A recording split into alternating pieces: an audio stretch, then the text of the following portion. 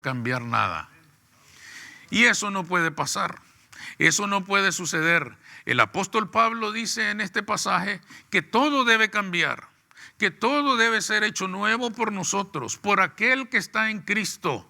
Y este cambio debe ser tan drástico, debe ser tan intenso, debe ser tan trascendente, que incluso, dice él, ya no debemos conocer a nadie en la carne.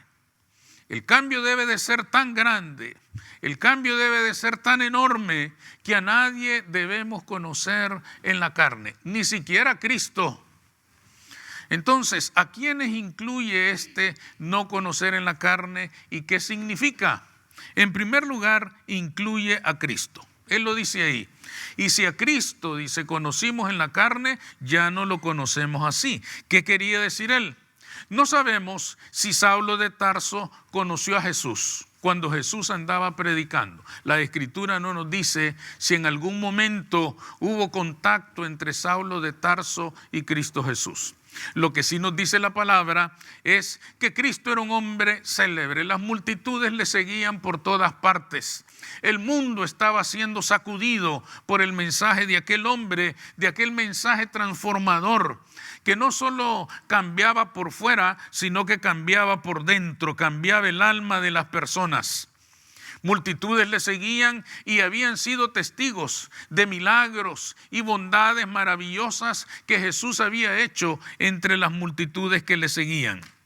Sin embargo, Saulo de Tarso probablemente nunca se acercó a Jesús por aquel prejuicio fariseo de creer que Jesús y todo lo que él proclamaba era una blasfemia en contra del judaísmo. Es probable que sí, o es probable que alguna vez, sin decirlo, él contemplara la bondad de Jesús. Él contemplara la autoridad con la que enseñaba. Él se diera cuenta de que aquel hombre era superior a cualquier cosa que él había visto en su vida. Lo haya conocido o no, el hecho es que él pronuncia estas palabras que hemos leído esta mañana. Y si a Cristo conocimos en la carne, ya no lo conocemos así. ¿Qué quería decir con esto? Quería decir que si alguna vez había conocido al Señor como el carpintero Galileo, como el hijo de José, como el hermano de Santiago, como aquel hombre, como aquel vecino de Galilea que muchos habían conocido, si alguna vez lo había conocido en la carne como ser humano, como otro judío más, ahora ya no lo conocía así.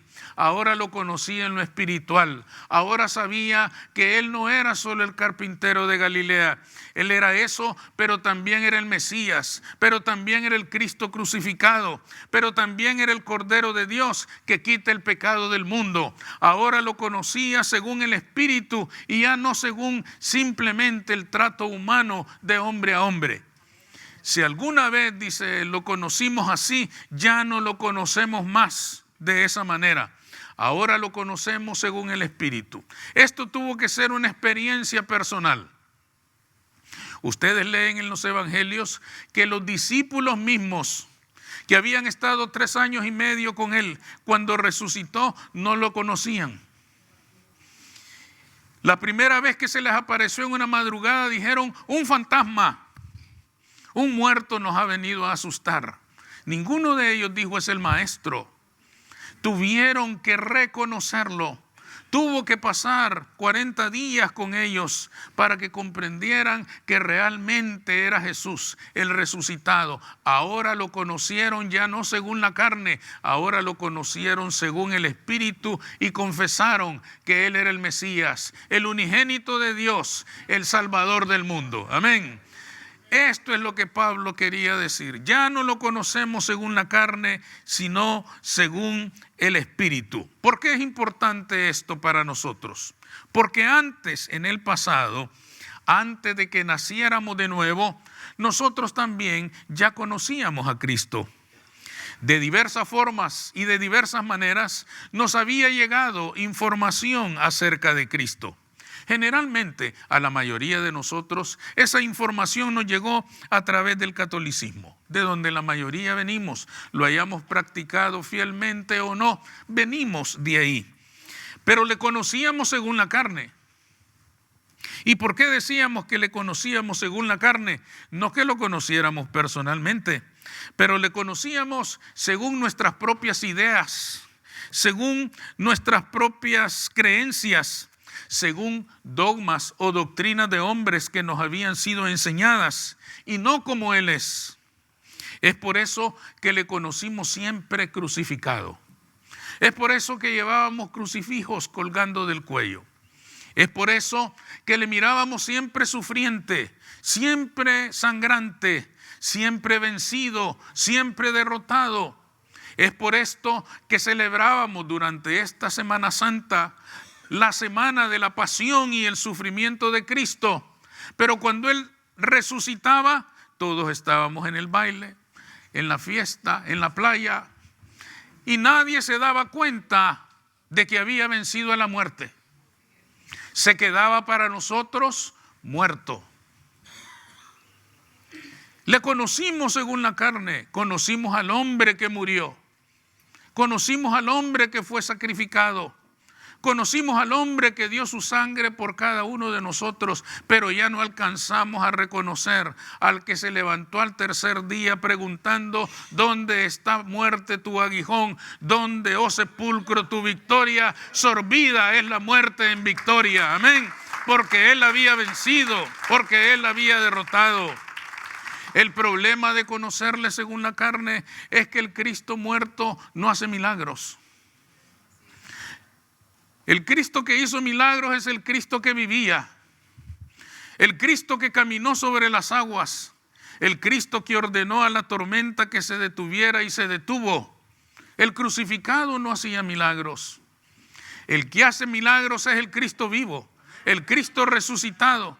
Él es el que cambia la vida, Él es el que transforma a las personas, Él es el que nos hace nacer de nuevo. Y a ese Cristo ya no lo alcanzamos a conocer. Ese Cristo quedó escondido por las tradiciones, por las enseñanzas, por las costumbres que en algún momento llegaron a nuestra mente. Una consecuencia terrible de este conocer a Jesús según la carne es que cuando no le conocemos resucitado, entonces comenzamos a intentar redimirnos a nosotros mismos. Y entonces aparecen las penitencias, aparecen las promesas, aparecen los azotes, algunos hasta se van a crucificar literalmente en esta Semana Santa. ¿Y por qué hacen todos estos esfuerzos? ¿Por qué todos estos sacrificios? ¿Por qué todas estas penitencias? Porque están tratando de redimirse a sí mismos en base a sus obras, en base a sus sacrificios, en base a su dolor, en base a su sufrimiento, en base a su sangramiento de sus propios cuerpos. Es momento entonces de escuchar el mensaje de aquellos varones, el mensaje que le dieron aquellos varones vestidos con vestiduras resplandecientes a las mujeres que llegaron el primer día de la semana a darle final sepultura a Jesús. Ellos le dijeron: ¿por qué buscáis entre los muertos al que vive? Él ya no está, Él ha resucitado. Búsquenle entre los vivos porque Cristo vive. Búsquenle entre los vivos porque Él no está muerto. Búsquenle entre los vivos porque Él ha vencido la muerte. Es hora de conocer a Cristo vivo, porque ese es el que va a cambiarnos la vida. Ese es el que va a transformarnos por dentro, el Cristo que vive y reina por los siglos de los siglos. Amén. En segundo lugar, ya no debemos conocer en la carne a nadie. Eso incluye a nosotros mismos. Pablo, quien escribió estas cosas, también se había conocido a sí mismo en algún momento a través de la carne. ¿Qué queremos decir con esto? Pablo persiguió despiadadamente a la iglesia de Cristo. En la carta a los Gálatas, en el capítulo 1, leemos: porque ya habéis oído acerca de mi conducta en otro tiempo en el judaísmo, que perseguía sobremanera a la iglesia de Dios y la asolaba. Pablo siempre vivió con el recuerdo doloroso y triste de todo lo que había hecho en contra de los cristianos. Saulo de Tarso respiraba violencia en contra de los cristianos. A Saulo de Tarso le habían dado cartas que le autorizaban para arrestar a todo el que confesara el nombre de Cristo. En el capítulo 8 del libro de los Hechos dice: y Saulo asolaba a la iglesia y entrando casa por casa arrastraba a hombres y mujeres y los entregaba en la cárcel. Él hizo todas esas cosas y mientras se miró a sí mismo según la carne, se descubrió terriblemente culpable. Se describió como un hombre que había cometido atrocidades en contra de gente inocente, en contra de gente que tenía la verdad. Y eso lógicamente le dolió toda su vida. Quizás recapitulando estas épocas tan dolorosas de su vida, en el capítulo 7 del libro de la carta a los Romanos, él pronunció unas palabras conmovedoras: miserable de mí, ¿quién me librará de este cuerpo de muerte? Porque se reconocía que había sido capaz de cometer los hechos más perversos y despiadados en contra de gente inocente. Se miró alguna vez según la carne y se miró culpable. Pero cuando se encontró con Cristo en el camino a Emaús, las cosas cambiaron.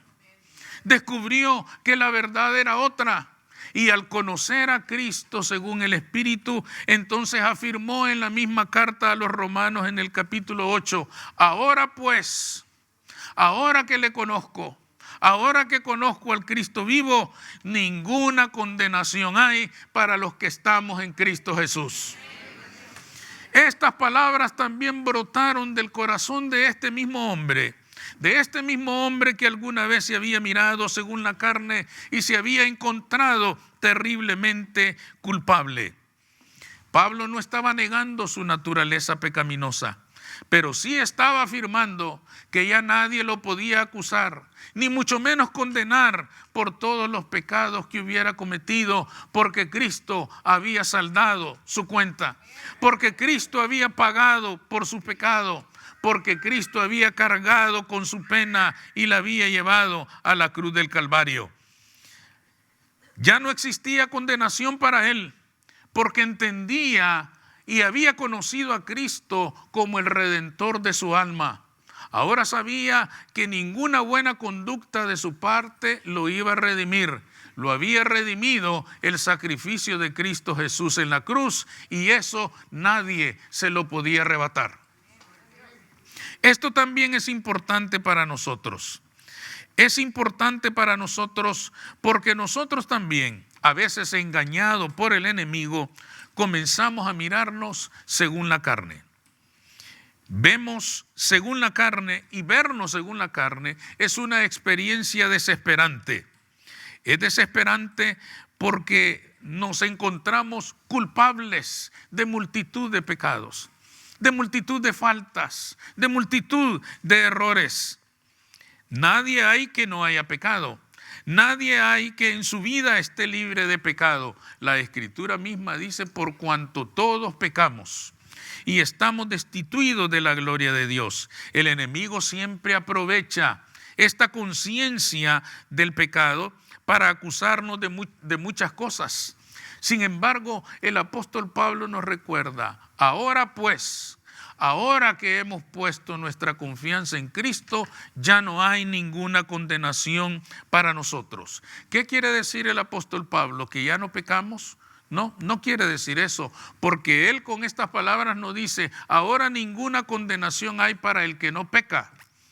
Él dice: ahora ninguna condenación hay para los que estamos en Cristo Jesús. ¿Qué quiere decir? Ninguna condenación hay para aquellos que ponen su esperanza y su confianza en Cristo y no en sus propias obras.